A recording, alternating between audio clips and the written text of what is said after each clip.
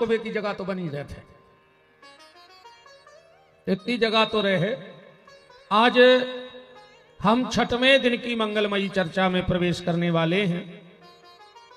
आप सबसे इस दास का फिर वही निवेदन है, जितना अधिक से अधिक हो सके इस मानव जीवन में भगवान का नाम ले लेना, क्योंकि सत्य तो भगवान का नाम है, बाकी सब झूठा है। और फिर तुम कितना कमा ले, आखिरी में तो एक ही शब्द बोलो जाने हैं, राम नाम सत्य है। बहुत बड़े बड़े आदमों के मरे में गए हुई हो तुम्हारे, आज तक क्या सुनी कि 200 एकड़ जमीन सत्य है, 3 करोड़ बैंक में धरे थे वे सत्य हैं, 15 4 व्हीलर ले ली थी वे सत्य हैं, 100 आदमों को परिवार है तो वो सत्य है। आखिरी में क्या बोला जाएगा? राम नाम सत्य है। पर विडंबना यहां है, बचपन में हमें सिर्फ 2 चीजें सिखाई गई, धराधाम सत्य है। कहूं खेलत मिले, सियानों ने कई घरे पहुंच गयो डायरेक्ट, है ना, घरे मिल गयो, घर से बाहर न कर गयो ना, हाथ पांव तोड़ दे। बचपन में सिखाया कि धराधाम सत्य है।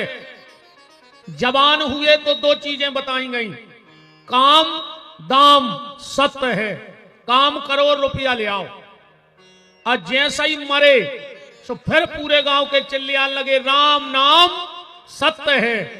इतने भी विडंबना है, जेके लाने कई जा रही, वो सुन नहीं रहा, वो तुम्हारे गाओ। बताओ, जेके लाने अपन कह रहे राम नाम सत्य, वो तुम्हारे गाओ। तो जेके लाने कई जा रही, वो सुन नहीं रहा, वो जितने सुन रहे वे मान नहीं रहे।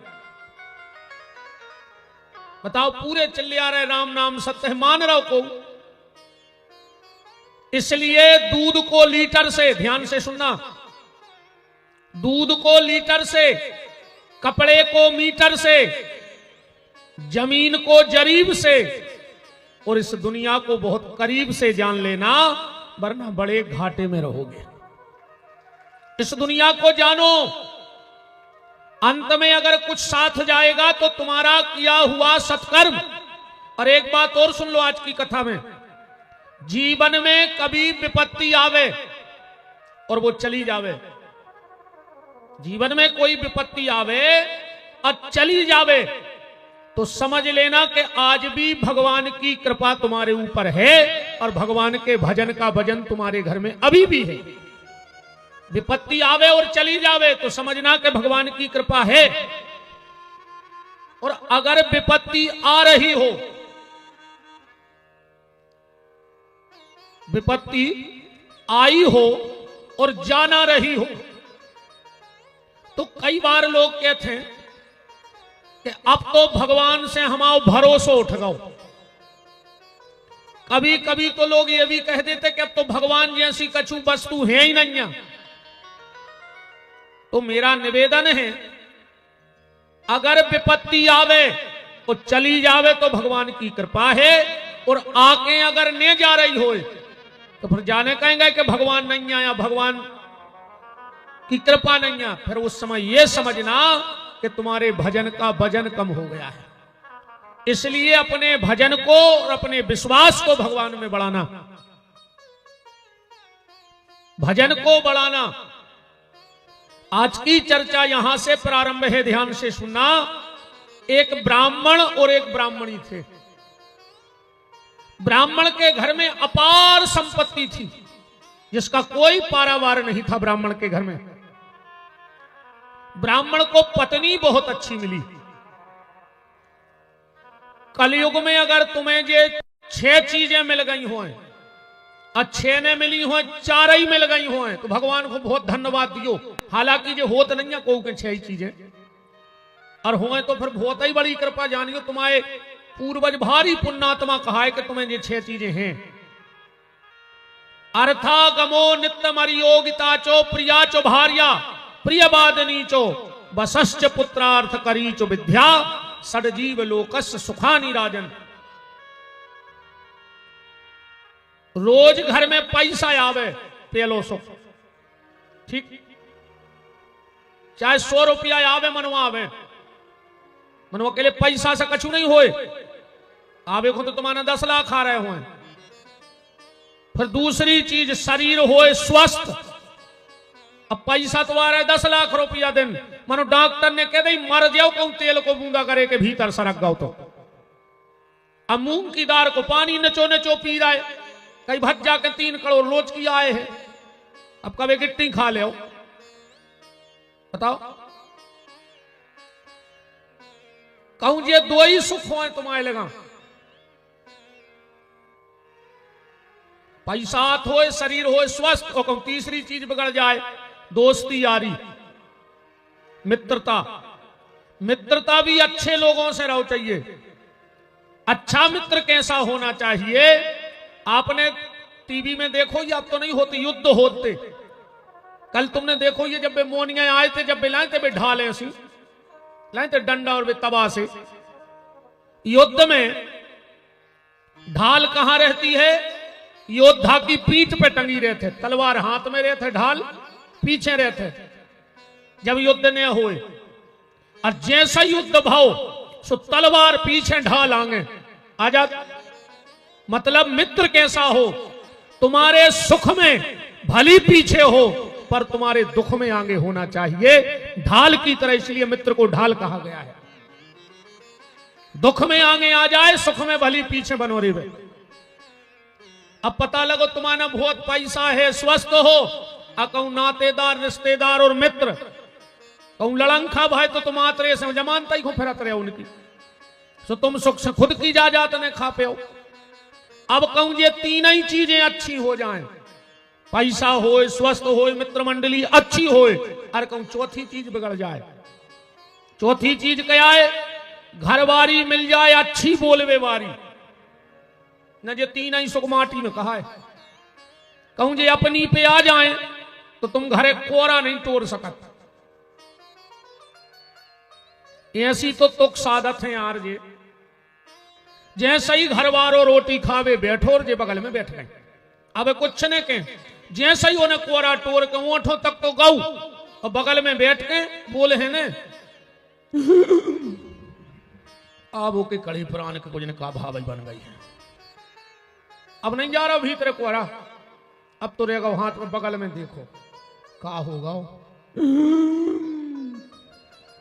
अब इसको ब्लड प्रेशर बढ़ो, नहीं तो भग पा रहा हो कैसे कोरा हाथ में लाए, का होगा हो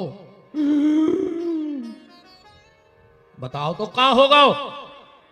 आइए महाराज जी दंडवत प्रणाम, विराजे स्वामी जी।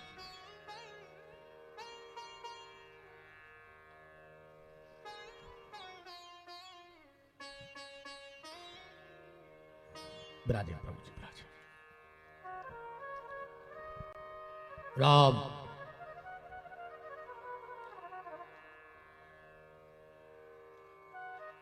हाथ को कोरा हाथ में, अब जो बगल में देखो हो का गाओ,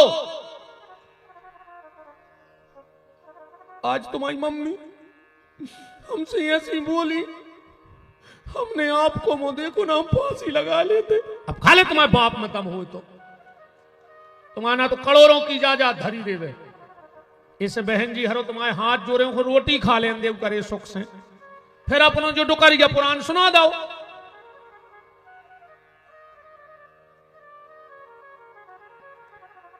पत्नी भी अच्छी मिल जाए, अरे को 5वीं चीज बिगड़ जाए।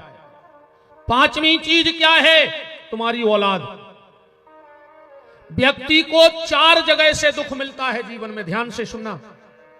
सबसे पहला शरीर से, दूसरा संपत्ति से, तीसरा संबंधियों से, और चौथा संतान से। आदमी शरीर का दुख सह लेता है, संबंधियों का दुख सह लेता है, संपत्ति का भी दुख सह लेता है, पर औलाद के सामने बड़े से बड़े फौलाद टूट जाया करते हैं। तो आज्ञाकारी अगर संतान मिल जाए कलयुग में, और 6वां सुख है मन की शांति। तो अगर ये 5 ही हो सो आदमी को शांति नहीं है। तो बात चल रही थी, एक पंडित जी थे, एक पंडिताइन थी। पंडित जी को बड़ी सुंदर और बड़ी गुणवान सुशील पत्नी मिली। पंडित जी को एक आदत पड़ गई, जब पंडित जी की पत्नी पंडित जी को भोजन की थाली लगाती तो पंडित जी घर के बाहर खड़े हो जाते हाथ जोड़ के, और उस वक्त जो भी निकलता पंडित जी हाथ जोड़ के कहते भैया भोजन कर लो। पंडित जी इतने भाव से कहते, इतने भाव से कहते कि व्यक्ति को बिल्कुल भूखने लगी होए तो भी भोजन कर बैठ जात। तो क्योंकि आदमी सिर्फ 2 जगह भोजन करता है, तीसरी जगह कोई नहीं खाता। पहला, भूख बहुत तेज लगी होए, अब को काय चाहने का हम तो खे हैं ही न मर जाए। और दूसरा, खिलाने वाले का भाव इतना अच्छा होता है कि आदमी को बिल्कुल भूखने लगी होए तो एक कोरा उठा कर खा ले। या तो भूख तेज हो या खिलाने वाले का भाव बहुत अच्छा हो तो आदमी भोजन करता, खाना खाता है तुम्हारों की भाषा में। अब तो आज के आदमी ने खाना ही खावो बंद कर दो। अब कोई खाना नहीं खाए, अगर कोई से कहो कि खाना खा ले, कहते घर खाएंगे। अब बताओ, अच्छा ऐसे रिश्तेदारों तो जब बुलाओ चाहिए जो जाके थे घर खाएंगे, जब पुरानो मकान पटकने हुए कह दे कि तुम ईटें खा ले, तुम जो गिलंदरो खा जा, तुम कछु गाटर चबा ले, भोजन करत रहो। भैया पंडित जी इतने भाव से कहते, इतने भाव से कहते कि सामने वाला भोजन करने के लिए बैठ जाता। पंडित जी ऐसा क्यों करते हैं? पंडित जी ऐसा इसलिए करते हैं क्योंकि पंडित जी जानते हैं क्या, बांट कर खाना बंदगी और छुप करके खाना शर्मिंदगी। बांट कर खाना और बैकुंठ जाना। कबीर दास जी ने अपनी एक दोहे में कहा है साहब कि कहे कबीर पुकार के, कहे कबीर पुकार के 2 बातें कर लेओ। कहे कबीर पुकार के 2 बातें कर लेओ, और एक साहिब की बंदगी, उस परमात्मा का भजन। एक साथ तो सुगर ने भिष्का खा के अपनो पेट भर लो, अब तुम अपनो पेट भर के चले गए, क्या मतलब निकलो। खाके खिलाने का मजा ही कुछ और है, खिला के खाने का मजा ही कुछ और है। और आजकल सिर्फ एक ही चीज चल रही है, अब आदमी खिलाना नहीं चाहता, खाना चाहता है। अरे तो कहावत ही चल रही, हम भी खाएं तुम भी खाओ और योजना का लाभ उठाओ। जितो मिल जाए सो खा जाओ, कोई दिक्कत नहीं है। प्यारे संत श्री मलूकदास जी ने अपनी एक साखी में लिखा है कि भूखे को टुकड़ा,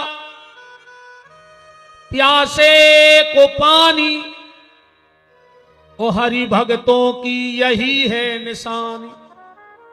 जो भूखे को भोजन दे, पर आज और दिक्कत है, आदमी भूखे को नहीं खुआ रहा।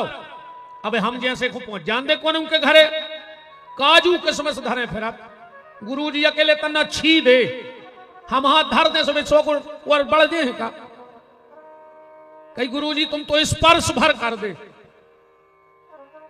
जब तो तुम हरिश्चंद्र बन गए, करण बन गए, और 2 दिना को भूखो तुम्हारे दरवाजे 2 रोटी मांग रहा हो, जब तुम्हारी का आत्मा मर गई थी।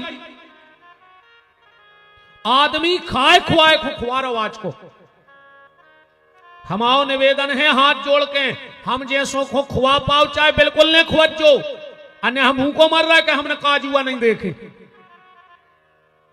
हम जैसों को खिलाना चाहे बिल्कुल मत खिलाना, पर अगर घर के दरवाजे कोई 2 रोटी मांगने आ जाए तो उसको मना मत करना, मेरा आपसे निवेदन है। और विशेष करके अन्नदान, आप सारे फसलों के बीज देख लो, खाली गेहूं का दाना अलग है। गेहूं के दाने में 2 टुकड़ा से जुड़े हैं, बीच में धार बनी है काहे? भगवान कहते मैं तुम अकेले को हिस्सा नहीं, अरे कौन और को हिस्सा जुड़ो है, सो को हिस्सा देते रहियो। ऐसे 2 टुकड़ों में गेहूं को दानों जुड़ो है कि दूसरे का हिस्सा देते रहना। दान दिए बिन सोना नहीं, वो दान दे के कभी रोना नहीं। रहीम खान खाना जब दान करते तो आंखें नीची कर लेते थे। एक आदमी 10 बेर लेने में लग गया, वो खुदा ही शर्म लगन लगी कि यार हम 10 बेर ले आए, मुझे देखा ही नहीं रहा। तो पास में गया, बोले खान साहब आप जब दान देते हो तो देखते क्यों नहीं?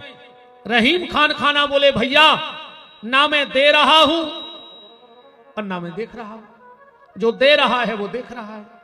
देने वाला कौन है?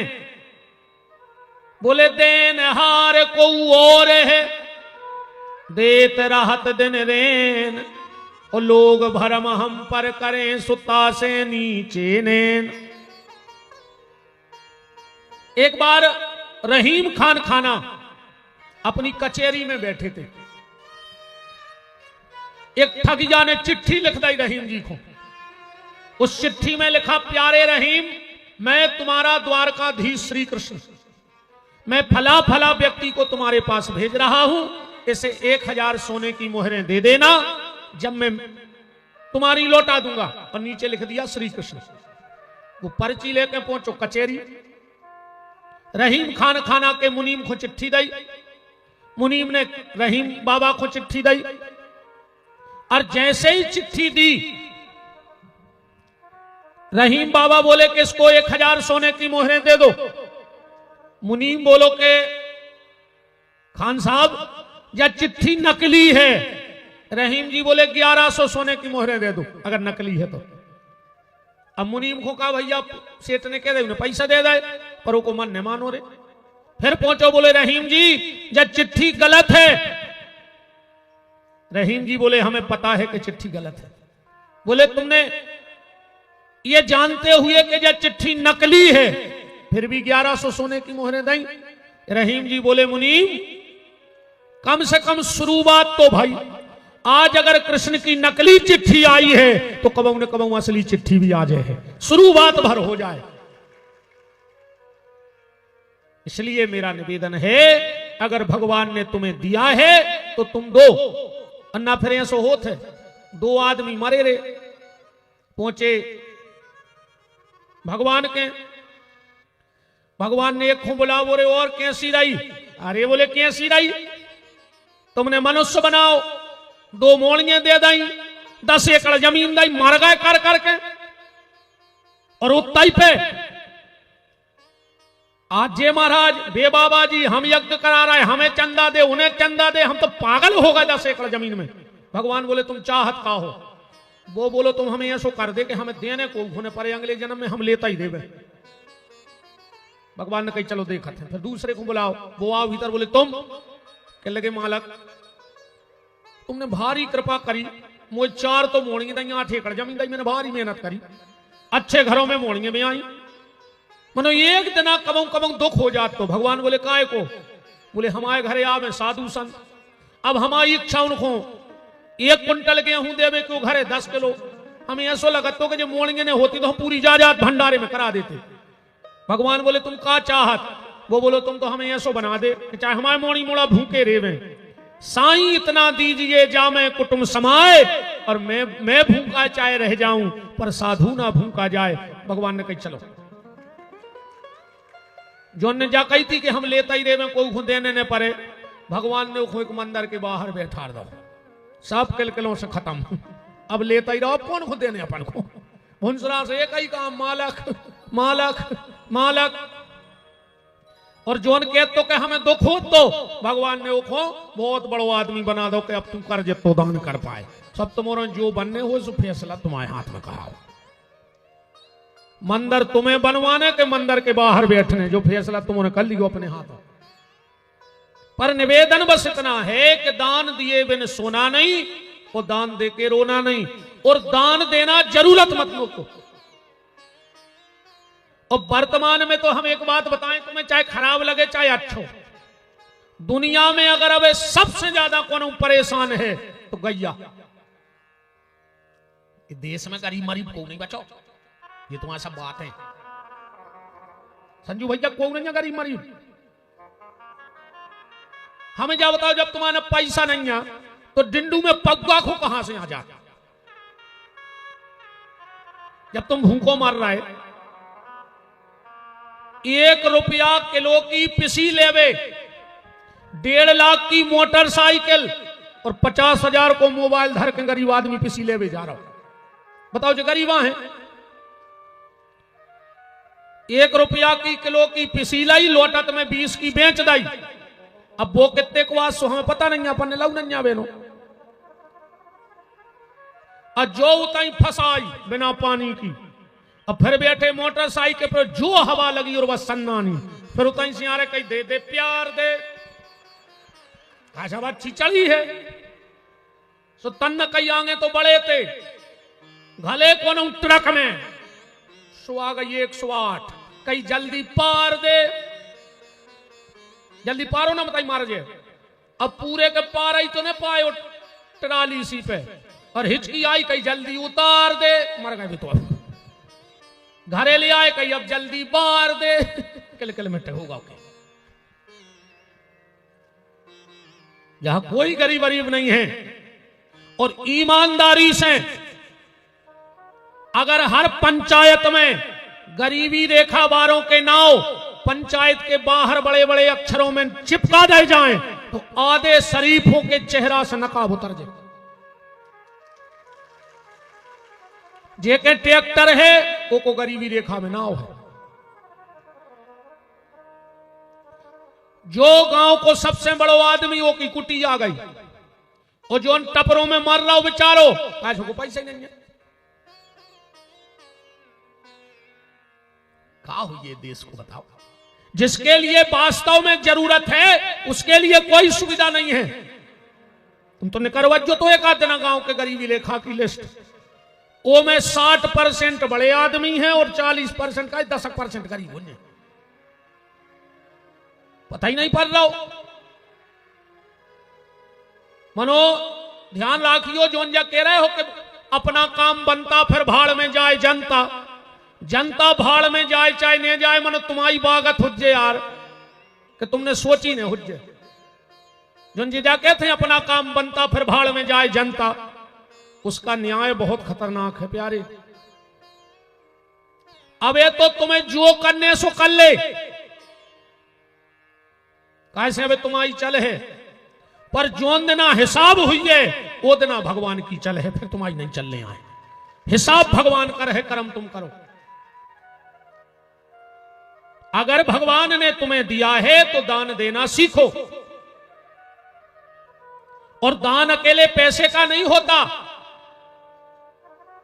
विचारों का दान, प्रेम का दान, इन चीजों का दान भी होता है। अगर तुम रास्ता में जा रहे हो और तुम्हें बीच रोड पे क्या पत्थरा डरो दिखा जाए, तो 2 मिनट रुक के वो उठा के और रोड के बगल में धर दे, जो भी तुम्हारा दान आए। क्या पता को बेचारो एक्सीडेंट में मर जाए तो जीवन दान मिल गो, खो के नहीं मिल गो। मां बाप से प्रेम से बोलते रहो, ये तुम्हारे शब्दों का दान हो जाएगा। पड़ोसी से प्रेम से बोलते रहो, क्योंकि संसार को तुम जो दोगे ये संसार तुम्हें वही लौटाएगा। जो दोगे वो लौटाएगा। तुम्हें तो भरोसा नहीं हुए तो कल यही बासन पानी में कोऊ के घरे एक डिब्बा में मिठाई पहुंचा दियो, जोन दिना वो डिब्बा वापस कर है, अगर ओके मिठाई नहीं हुई है तो गुड़ की डगलिया तो धरा ही दे। कैसे तुम जो दे हो वो ही लौट के तुम्हें मिले है। और एक आध दिन ऐसो करियो, बगल वाले के घर पे एक पत्थरा मार के देखियो,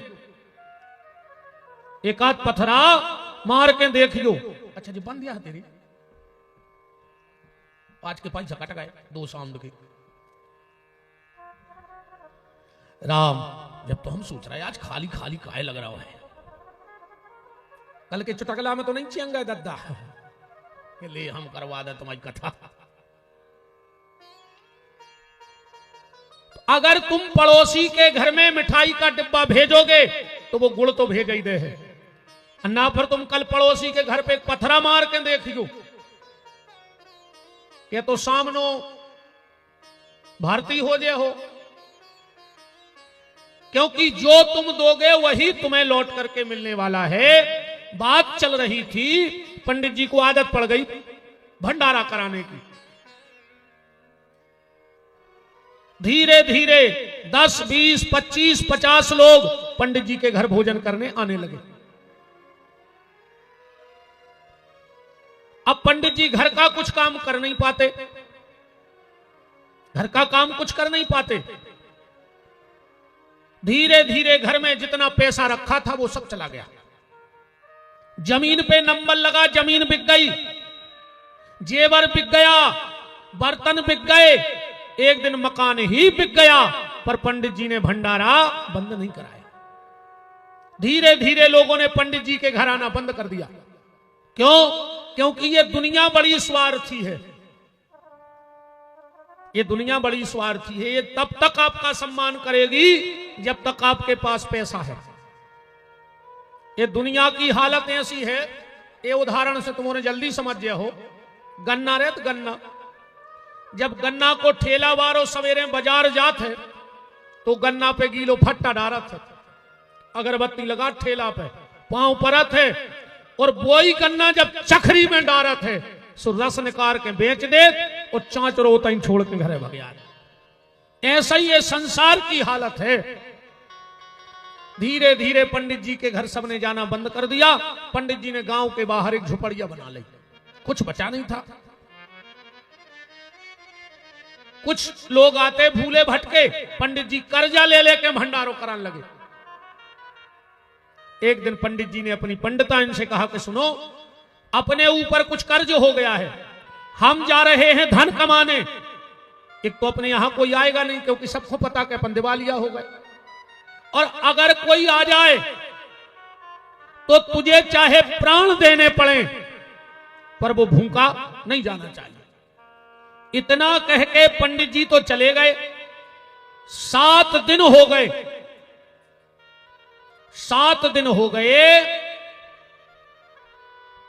पंडिताइन ने अन्न का दाना नहीं खाया। जय जय महाराज, अन्न का दाना नहीं खाया 7 दिन से। पर सुबह स्नान करके जय जय घर के दरवाजे बैठ जाती है कि मेरे घर कोई भोजन करने आएगा, क्योंकि पति कह गए कि कोई भूखो नहीं जाए। 7वें दिन ब्राह्मणी ने क्या देखा, एक बड़ा तेजस्वी तपस्वी महात्मा जिसकी लंबी लंबी जटाएं जमीन को झाड़ते हुए उसकी झोपड़ी की तरफ आ रहे हैं। ब्राह्मणी की आंखों में आंसू आ गए। अरे राम राम राम, मेरे घर के दरवाजे इतने बड़े सिद्ध महापुरुष आ रहे हैं और 7 दिन से मेरे घर में कुछ है नहीं, और पति ने कहा है कि भूखा जाना नहीं चाहिए। उसने विचार कर लिया मर जाएंगे पर साधु को भूखा नहीं जाने देंगे। जैसे ही महात्मा झुपड़िया के आए, ब्राह्मणी ने दोनों हाथ जोड़ लिए, महाराज आप मेरे घर में प्रसादी ले लो। साधु बोले बेटा तेरा भाव तो बहुत अच्छा है, पर मैंने 21 साल से अन्न खाया ही नहीं। ब्राह्मणी बोली तो कछु फलहार ले ले। महात्मा बोले बेटी 17 वर्ष तक मैंने फलहार लिया, अब 4 वर्ष हो गए मैंने फलहार करना भी त्याग दिया है। ब्राह्मणी बोली महाराज ना भोजन लेते हो ना फलहार लेते हो तो ये शरीर चलता कैसे? महात्मा ने कहा बेटी एकादशी के एकादशी काली गाय का 1.25 लीटर दूध पी लेता हूं और उसी में भगवान जीवन को चला रहे हैं। ब्राह्मणी एक क्षण रुकी, बोली महाराज आज तो एकादशी है। हाँ एकादशी है, तो आपने कहीं काली गाय का दूध तो नहीं पी लिया? महात्मा बोले नहीं, तेरे घर में व्यवस्था हो जाएगी। हाँ महाराज हो जाएगी। झुपड़िया में गई, एक फटा हुआ सा आसन लाई और बरगद का पेड़ था उसके नीचे डाल दी। महात्मा बैठ गए। 20-25 मिनट के बाद ब्राह्मणी एक फूटे से बर्तन में काली गाय का दूध लेकर आ गई और महात्मा के सामने रख दिया। कहा महाराज इसे पाओ। और जैसे ही महात्मा ने बर्तन उठाया, ब्राह्मणी की आंखों में आंसू की धार लग गई। महात्मा ने बर्तन नीचे रख दिया। बेटी तू रो रही है, तेरे को कोई तकलीफ है? ब्राह्मणी ने तुरंत आंसू साफ किए। नहीं महाराज, मुझे कोई तकलीफ नहीं है। महात्मा बोले फिर ये आंसू? बोले तो खुशी के आंसू हैं कि आप मेरे घर में प्रसाद पाने को तैयार हो गए। महात्मा बोला बेटी बूढ़ा हो गया, इतना तो जानता हूं कि आंसू दुख के हैं कि प्रेम के हैं। ये तकलीफ के आंसू हैं तेरे, बता क्या बात है। और अगर नहीं बताएगी तो मुझे तेरा ये प्रसाद स्वीकार नहीं है। मैं चला। और जैसे ही महात्मा उठे, ब्राह्मणी चरणों में लिपट गई। महाराज जानना चाहते हो ये आंसू कैसे हैं? बोले हां। तो सुनो, मेरा एक बेटा है, आज 11 साल 56 दिन का हो गया है और 7 दिन से ना मैंने और न मेरे बेटे ने अन्न का दाना नहीं खाया है। पर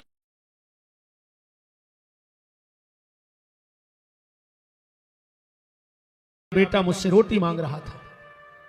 जानते हो महाराज, घर में तो कुछ था नहीं। मैंने इसी गंजी में चूल्हे पर 2 पत्थर पानी में डाल के ढक दिया और कहा बेटा भोजन तैयार हो रहा है।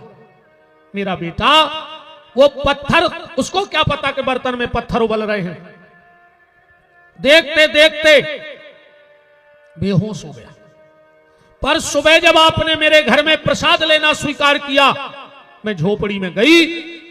11 साल 56 दिन और 7 दिन का बेटा भूखा बेहोश बेटा मैंने गोदी में उठाया और बाजार में जाके मैंने टेर लगा दी कि जो मुझे काली गाय का 1.25 लीटर दूध दे देगा उसे मैं अपना बेटा बेच दूंगी। महाराज इस दूध के कारण मैं अपना बेटा बेच करके आ गई हूं। महात्मा की आंखों में तर तर आंसू बहने लगे। क्या कहा? तूने मुझ जैसे साधु के लिए 11 साल 56 दिन का बेटा बेच दिया, वो भी 7 दिन का भूखा बेहोश।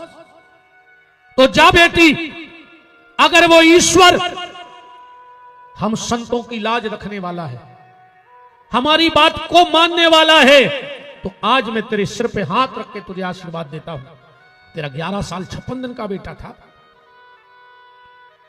7 दिन का भूखा था, तो आज से 7 जन्म बाद वो जगत का पिता परमात्मा 11 साल 56 दिन तक तेरे आंगन में आके तेरा बेटा बनेगा। ये मेरा आशीर्वाद है।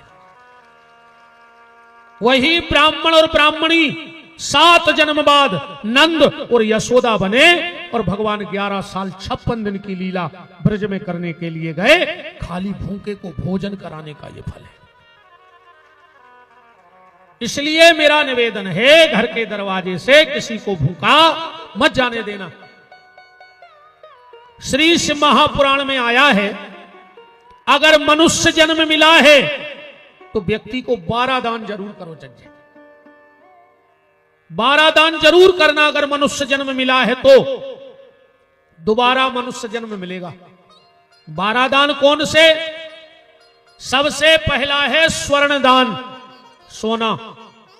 या हम ऐसा नहीं कह रहे कि हमारी आरती में चढ़ा दियो,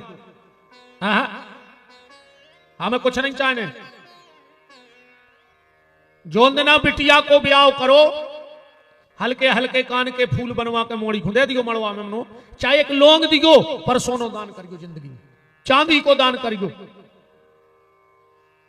जीवन में एक बार गुड़ दान जरूर करियो, महादान में आता गुड़। जीवन में एक बार नमक दान जरूर करियो, नमक महादान में आता। जीवन में एक बार तिल का दान जरूर करना, तिल महादान में आता है। जीवन में एक बेर घी को दान जरूर करियो। और हम तो कहते एक बेर का, जो अंदर तुम्हारे बेटा बिटिया को जन्मदिन परे पौगा भर घी गांव के मंदिर में पहुंचाता रहो साल के साल। महाराज से कहो कि महाराज एक पौगा घी की आरती जे देना फुलबत्ती हो सो उतारो ठाकुर जी की। क्योंकि जिनके घर के घी का दिया भगवान के मंदिर में जलता है, भगवान उनके कुल का दिया कभी बुझने नहीं देते। पर आज को आदमी इतनो होशियार है का वो कहने लगे कि हम महाराज खुदे आए, अको महाराज ने खा लो आरती करी ने तो एक काम करियो, जब तुम 300 को घी दे रहे दान में तो 5 रुपया की फुलबत्ती को पैकेट ले लियो और उनमें फुलबत्ती डुबो के दे जो। अब महाराज पहला तो चचूर ने ले, बताओ इतना बेईमान है आज को आदमी, इतना बेईमान है। जोनो घी अच्छो रहे थे सो पूरे घर ने खाओ। अब बहू ने एक दिन खोलो डिब्बा, कही मम्मी घी तो बसा सो रहो है।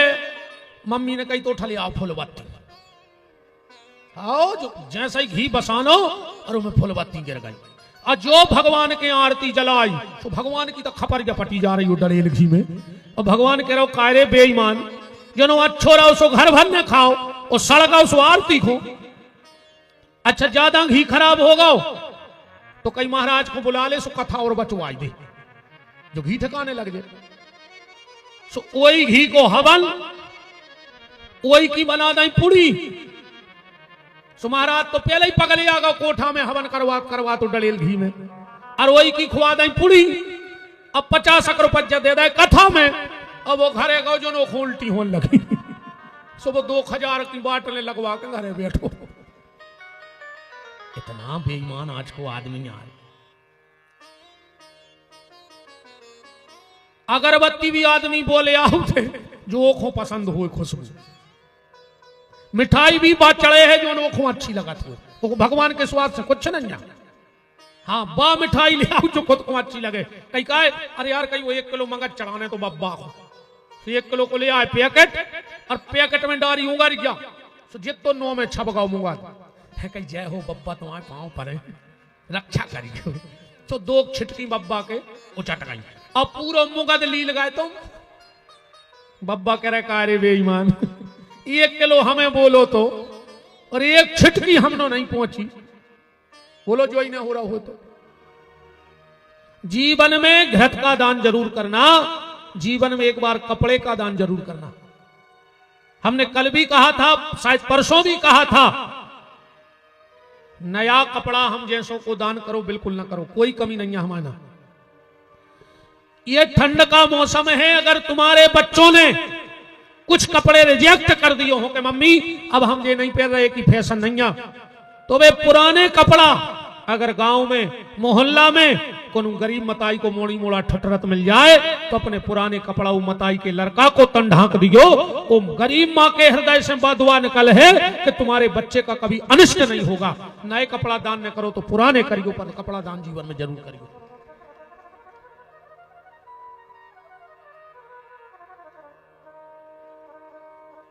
बतियाली हम तो फिर कर देगा ठांगली साल तुम्हारा कहा मौका धरो ये सो। अरे राम इरे कहूं हम खाई महाराज ने हो तो कहूं सूदरो सच्चो हो तो तुम्हारे चेटियां ले जाते व्यास गद्दी को उसको। तो आदमी हमें डरा थे कि वो है पगला। जब हम जैसे के संगे जा हालत है को सीधो सचरो व्यास हो तो जीवन को सब उठा ले जाए। राम वृंदावन बिहारी लाल की जीवन में गौदान जरूर करना। तनक और विराजो संजय बन गया, विराजो तो विराजो।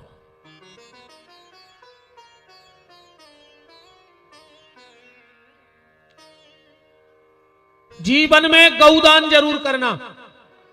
और एक बात और हमारी सुन लो, जितने भी यहां पंडित जी हरे बैठे हो, हाथ जोड़ के तुम्हारे चरणों में हमारी प्रार्थना है, ब्राह्मण हर धन को पचा सकता है, साधना के द्वारा, गायत्री के द्वारा, भजन के द्वारा, पर किसी ब्राह्मण में इतनी ताकत नहीं है कि वो गैया के नाम का पैसा पचा जाए, किसी गैया के नाम का। मेरी बात बहुत ध्यान से सुनना, मैं आप सबके चरणों में अपना सिर रख के कह रहा हूं, अगर कभी यजमान तुम्हें गौदान करे और गैया ना दे और पैसा दे दे तो उस पैसे को कभी अपने उपयोग में मत लाना। उसने अगर तुम्हें 1000 रुपया दिया है तो तुम खरी चुनी लाके किसी गाय को खिला देना, चारा लेके खिला देना। जिस दिन ब्राह्मण गैया के पैसे लेकर भी अपने परिवार में उपयोग कर लेता है, उसी दिन से ब्राह्मण का पतन चालू हो जाता है, उसी दिन से पतन चालू हो जाता है। इसलिए अगर कोई यजमान तुम्हें गाय के बदले धन देवे तो उस पैसे को गैया को खिला देना, फिर देखना तुम जीवन में किसी चीज को कभी परेशान नहीं रहोगे, क्योंकि गाय का नाम का पैसा कोई नहीं पचा सकता। जितने जे समूह की गौशालाएं चल रही हैं, गैया मर रही भूखों, बेउते खुनेटे चाट रही, और जोन जो में समूह में हैं जे उते को पैसा चाट रहे। गैया भूखों मर रही, भूसा नहीं होते। जितने जे अधिकारी हो, और अगर गौशाला को कंसेशन खा रहे हो कुर्सी पे बैठ के, तो कुत्ता की मौत मारो, विपिन बिहारी को नाम लिख ले, एक्सीडेंट में मारो, एक्सीडेंट में मारो, तुम्हारी अच्छी मौत कौन हो जाए। इसलिए हर चीज का पैसा खा जाओ, पर गौशाला में जो अनुदान की राशि गौशालाओं को आ रही है, ऑफिसरों से निवेदन है स्पष्ट कहो कि हमें इसमें कोई दलाली नहीं चाहिए, जो निकल रहा है वो ले जाओ। और तुम्हारे जितने खा रहे हुज्जो, तुम्हारी तो हुज्जे 7 प्यारी की सत्यानाश, एक आध प्यारी की नहीं हुज्जे, 7 प्यारी की सत्यानाश हुज्जे। गैया के नाम को पैसा गोविंद नहीं पचा सका, दुनिया तो छोड़ दे, भगवान में दम नहीं है गैया के नाम की। संजू भैया हमारे जो गुरुजी थे, अब तो परम धाम चले गए, बड़े साधक और सिद्ध पुरुष थे। माता अंजनी का उनको इष्ट था, बात करते थे। आज जहां भी मैं बैठा हूं, ये हमारे गुरुजी की कृपा है। न हम पढ़े, न लिखे, न काशी गए, न मथुरा कहूं नहीं गए, सिर्फ गुरुदेव का आशीर्वाद है। और आखिरी समय में उनके मुंह पे मेरा ही नाम था, जब उन्होंने शरीर का त्याग किया तो मेरा ही नाम था। वहां जो लोग थे उन्होंने बताया कि जब हम लोग खड़े थे और बिल्कुल अंतिम समय था, तो गुरुदेव के मुंह से एक शब्द निकला था कि वो विपिन कहां गया, और आखिरी शब्द उनके थे कि विपिन कहां गया, उससे कह देना कि तुझे बहुत आगे तक जाना है। इतना कह के प्राण निकल गए। मेरे गुरुदेव मुझसे कहा करते थे, ध्यान से सुनना बात, जो बात वो तो ठीक है, उनका आशीर्वाद है, उनकी कृपा से यहां बैठा हूं। मेरे गुरुदेव मुझसे कहते थे कि बेटा, अगर कभी किसी से तुम्हारा झगड़ा हो जाए तो उसे गाली मत देना, उसको कोसना मत, उसके खिलाफ एक शब्द मत बोलना कभी, बस एक काम करना। मैंने कहा क्या? बोले उसको 1 रुपया गैया के नाव को खुआ दियो, कोई दिना से को विनाश चालू हो जाए। दुश्मन से बोले लड़ना नहीं, तुम्हें कोई कितनी गाली दे तुम जवाब मत देना, बस वो 1 रुपया गौशाला को खुआ दियो, कोई दिना से को विनाश चालू हो जाए, वो बढ़ नहीं सका जिंदगी में। आप झूठ मानोगे, हमने हमारे गुरुदेव का चमत्कार देखा। व्यास गद्दी पर बैठे, उनके पांव में सूजन आ गई। रात्रि के 2:30 बज रहे थे। ज्यादातर हम उनके पास रात्रि में बैठते थे जब वो अपनी साधना करते थे। शुरू बात थी, व्यास गद्दी पे हूं। मैंने कहा दद्दा, तुम्हें अगर मताई से बात होते तुम्हारी अंजनी बहू से, हमने कहा हमें आज प्रमाण चाहने। बोले का? हमने कहा वो मटका को बुलाओ, वो मटका आज है। बोले आज है। हमने कहा बुलाओ। कह लगे इतने आओ, मटका सरा के आओ तो डबला। ऐसे महापुरुष की वाणी है। मैंने उनके जीवन के कई चमत्कार देखे, और सबसे बड़ा चमत्कार तो मेरे जैसा मूर्ख आज व्यास गद्दी पे बैठा है, इससे बड़ा क्या चमत्कार गुरुदेव का हो सकता है। और आज भी जब कोई भी दिक्कत आती है, और जिस दिन थोड़ा सा ध्यान करके